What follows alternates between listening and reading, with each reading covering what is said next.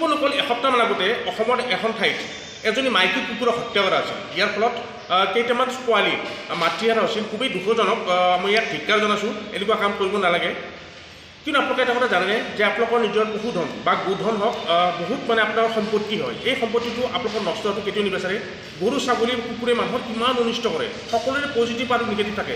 আহকচোন গৰু ছাগলী আমাক কেনেদৰে অনিষ্ট কৰে এৰাল দি চলে তাৰ কেইটামান ভিডিঅ' দেখাওঁ আপোনালোকক। আহকচোন আগবাঢ়ো। এয়া হ'ল ৰঙিয়া সাপ্তাহিক বজাৰ, ৰবিবৰীয়া বজাৰৰ দৃশ্য। চাওঁচোন আহক।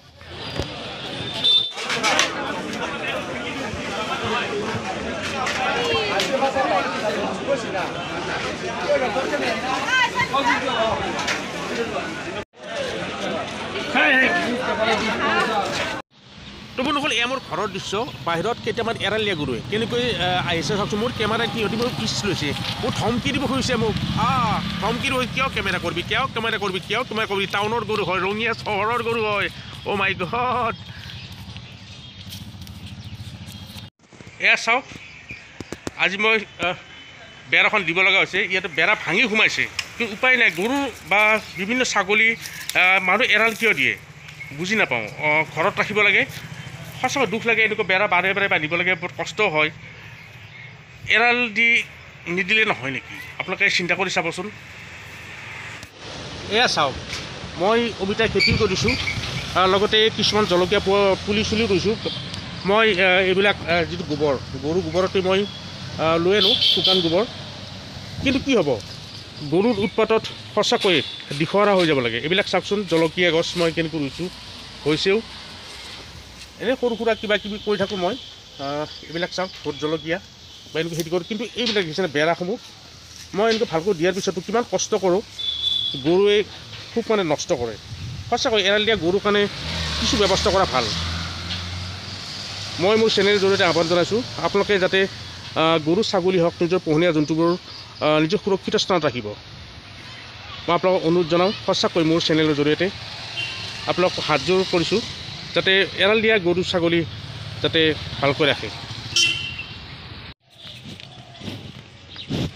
নাই নাই নাই, একো নাই, একো নাই, একো নাই, একো নাই, একো নাই। ঘৰত যা, ঘৰত পাবি, ঘৰত পাবি, ঘৰত পাবি।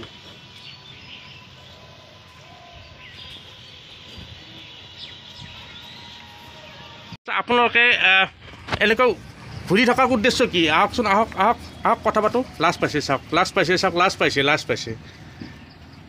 উপায় নাই, গৰুৰ লগত আজি গৰু হৈ গ'লোঁ।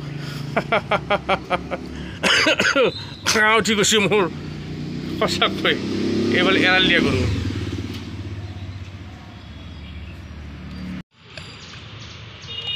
তো বন্ধুসকল, আপোনালোকে নিশ্চয় দেখিলে গৰু ছাগলী আমাক কিমান অনিষ্ট কৰে। গৰু ছাগলী আমাৰ পশুধন, গোধন হয়। ইয়াক সুৰক্ষা সঁচাকৈ দিব লাগে। আপোনালোকক মোৰ নিজৰ চেনেলটোৰ জৰিয়তে অনুৰোধ জনাইছোঁ, যিবিলাকৰ গো পালক হয় বা আপোনাৰ নিজৰ জীৱ জন্তু আছে, তেখেতক সুৰক্ষা দিয়ক, ঘৰত ৰখাৰ ব্যৱস্থা কৰক। এটা সামাজিক দায়বদ্ধতাৰ প্ৰতি লক্ষ্য ৰাখি মই এই ভিডিঅ'টো বনালোঁ। আপোনালোকে কমেণ্টত নিশ্চয় জনাব। সঁচাকৈ ভাল লাগে গৰু ছাগলী, ময়ো ভাল পাওঁ। আপোনালোকে সঁচাকৈ এৰাল নিদিব, আপোনালোকে বান্ধি থ'ব, নিজৰ সুৰক্ষাৰ গৰু ছাগলীৰ প্ৰতি সুৰক্ষা দিব। তেওঁলোকৰ ভিডিঅ'টো কেনেকুৱা পালে নিশ্চয় জনাব, কমেণ্ট কৰি জনাব কেনেকুৱা হয় ভিডিঅ'বিলাক। তেওঁলোকক আজিলৈ বিদায় মাগিছোঁ। পুনৰ নতুন নতুন ভিডিঅ' লগ পাম। আজিলৈ বিদায় মাগিছোঁ। Bye bye.